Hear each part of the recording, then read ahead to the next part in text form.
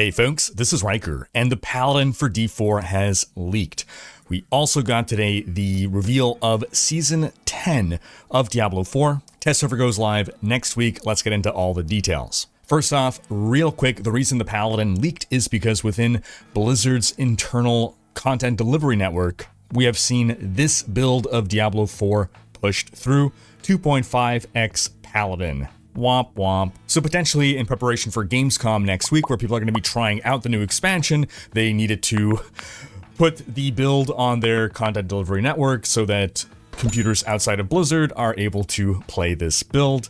Maybe they forgot to rename it, or maybe this is a deliberate troll to misdirect us. That'd be super cruel, however, given how badly everyone wants Paladin.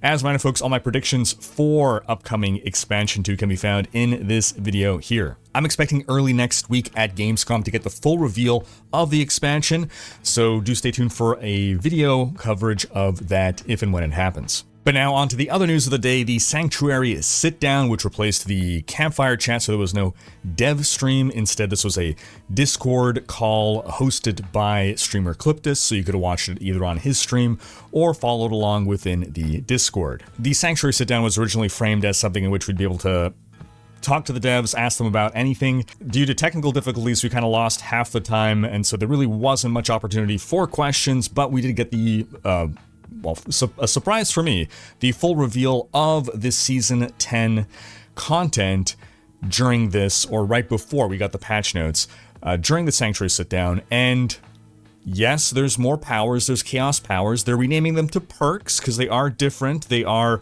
the most awesome powers ever. I know we say that all the time, but this time they really are, and we'll explain why. But on top of that, we're also not just getting powers, we're getting armor as well. We're getting items. This is something that I've really wanted to see, is power delivered in a different way, right? Because the concept of getting, you get a power every season, I'm cool with that idea. It just doesn't have to literally be the same kind of copy-paste style power template that we've been getting. So these are going to be powers delivered via itemization, which I think is a nice, interesting twist. It's something we've seen in Diablo 3, for instance, where some of the seasonal powers were like ethereal items or the soul shards, right? Itemization. But as we go through here, the test server will be available on PC August 19th through the 26th. We'll get to try out all this new stuff, and Marak, the PTR booster guy, will be available as of day one this time. Typically, they would wait like a day or two to let us level up normally before letting us turbo boost ourselves with Marak. This time, they're just giving us Marak right away. So first off, Infernal Hordes Reborn. This is a change coming to Eternal as well. This is permanent. They are juicing up Infernal Hordes in a number of ways. All of the weak offerings, right? Everyone would just take either elites or more commonly Hellborn offerings, right? All the weaker ones are going to get juiced to bring them on par with those. We'll see. At least that's going to be the intent. So if they're not up to par, we'll give that feedback. They'll act on it. You'll also get to make a choice immediately as soon as the Infernal Horde starts this time. They've made some changes to the Fel Council, so they're getting upgrades. One of them is going to be randomly selected to be the boss of the bosses. But one of the cooler things here is Chaos Monsters. They're adding a whole new family of monsters to the game, and these Chaos Monsters are going to emerge. So some of the waves in Infernal Hordes now, sometimes you'll get a choice of a fourth offering that'll be for a Chaos Wave, and that's going to just be batshit crazy stuff. A Chaos Wave does not offer any boons or banes. It's going to be a more difficult, more frenetic, and even almost, they describe them as almost like mini games with kind of different style objectives. The example they gave was, you know how typically we have to destroy those etheric masses? Well, one Chaos Wave kind of mini game would be, you get one giant etheric mass spawn in the middle, and you have to defend it. And hordes of enemies are going to come in and try to run forward and detonate on the etheric mass, and basically at the end, the amount of life left on that etheric mass will determine how much ether you get as a reward. So I love this idea in principle of them trying to bring in different kinds of mechanics and objectives. I always encourage devs to experiment with this sort of stuff. It's almost like a mini tower defense mode. So the Chaos Waves have more difficulty, but also better etheric rewards. Some examples given here is dodge deadly projectiles from chaos rifts, slay a rampaging hellworm, which seems to be this over here, or hunt down erratic ether goblins. And this all leads to a new boss fight, Bartuk, the Warlord of Blood, which, if that name is familiar within lore, congratulations, otherwise go watch my lore series, please. But basically now at the end of the Infernal Hordes, you'll be presented with an option of fighting the Council, or if you have enough ether, you can spend that ether to Gamba. It is an ether cost to fight Bartuk instead, which is a much more challenging fight, but if you defeat him, much more rewarding. And what they said was that in a 10-wave Infernal Hordes compass, as long as you do decently well, you should be able to afford the Bartuk fight. But in like a 6 or 8 wave, you'll have to really be on your game in order to be able to afford it. Bartuk is meant to be a much more difficult, complex fight. They described it almost like a bullet hell game, and I mean, looking at this, yeah. There's apparently going to be like teleporters around the map to help you reposition, because he's going to have like screen clearing attacks that you need to get out of. So the way this is being described, it almost feels like this is like going to be the true kind of pinnacle fight in the game with regards to at least complexity.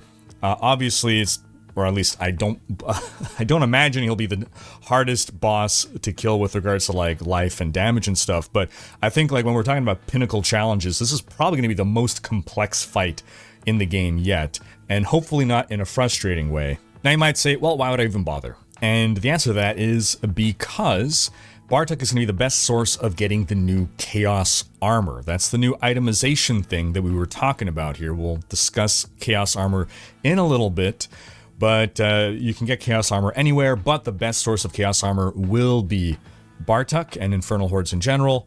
And this is because they wanted to sort of shake up the meta of just doing the lair bosses all the time.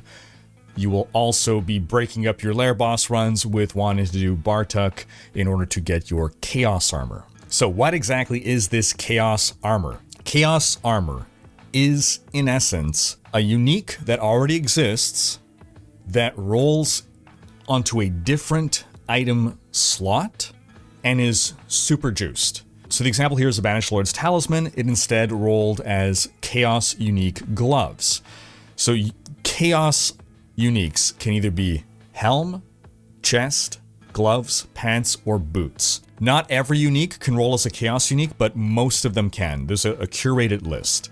And if the unique is already one of those 5 slots, so like Fists of Fate gloves, if they roll as a Chaos Unique, they cannot be gloves. So it always has to be a different base item type than its original source. And it's random. So again, the Banished Lords, it could be gloves, it could be a helm. So depending on your build, you might want to fish for a different item slot of that unique. But for instance, all the people being like, oh man, I can't wear a Shako because my build needs this helm. Now you can get that helm to roll as some other slot and get your Shako and get the other unique that you need. Now we also said that they're turbo juiced.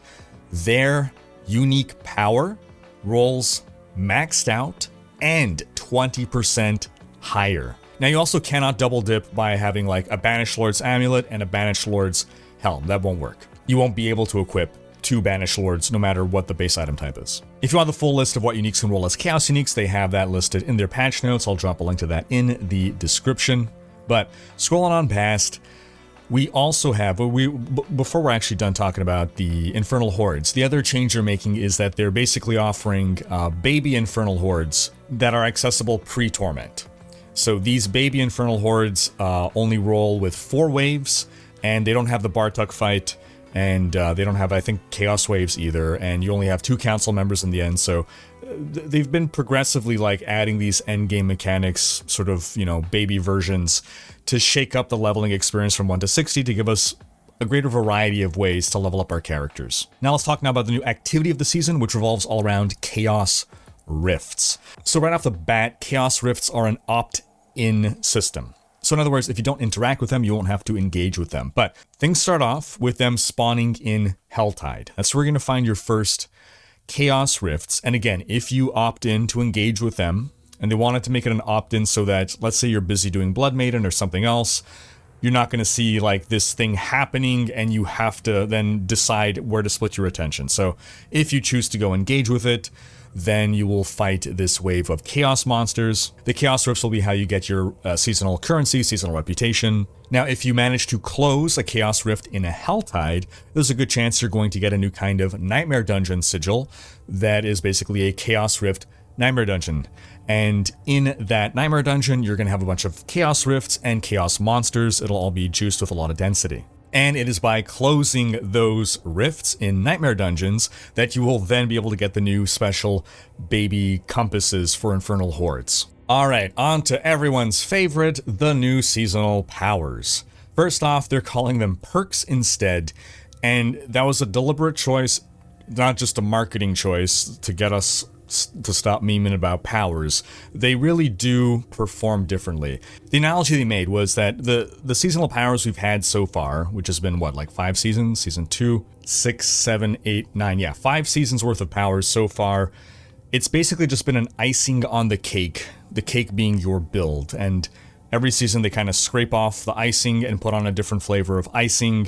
It doesn't fundamentally change what the cake is or does, or it's just a superficial change. So when designing chaos powers for season 10, they really wanted to not just change the icing, but change the filling.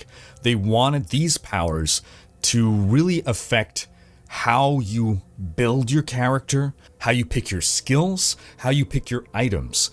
So they're much more impactful and build defining, and so they're calling them perks instead of powers. And reading what these do, and they've shown what they all do, I have to agree, these are definitely build defining. And altogether, the combination of chaos perks and chaos armor, season 10 is going to be the most insane season of D4 yet with regards to new builds, new combinations, crazy OP things. It truly is embracing chaos. So obviously here we have our familiar interface. You can equip a total of 4 chaos perks, 1 unique one, and then 3 of the whatever other rarity. They have their magic, rare, and legendary. And another distinguishing thing with the perks is that there are class-specific ones. So each class has 16 perks, and 4 of them are class-specific perks that really lean into whatever your class can do that other classes cannot. So some examples of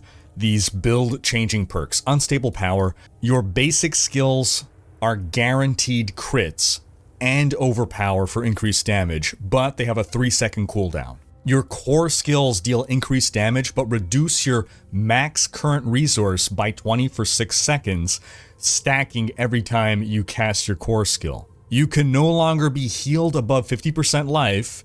You gain 10% max all res, 40% more armor, and 100% increased barrier and fortify. Here's one, brawn over brains. You gain a bunch more max life, healing, and overpower damage, but your max resistances are reduced by 25%, and your damage reduction from armor is capped at 60. Some of the class-specific ones here. For the Barbarian, your equipped shouts are now always active with increased effect, but your max fury is reduced per shout equipped. Here's one for Druid. Shapeshifting into a new form uses a free skill and grants an additional bonus for 5 seconds. So you might want to have a build that's shifting between werewolf, werebear, and human in order to be stacking all these bonuses. Here's a crazy one for Necro. Your core skills basically become ultimate skills. They cost no essence but have a big cooldown. Your ultimate skills become core skills. They have no cooldown but cost essence. Here's one for Rogue. Every basic skill just gets a random imbuement. Here's one for Sorcerer. You have 99% reduced max life,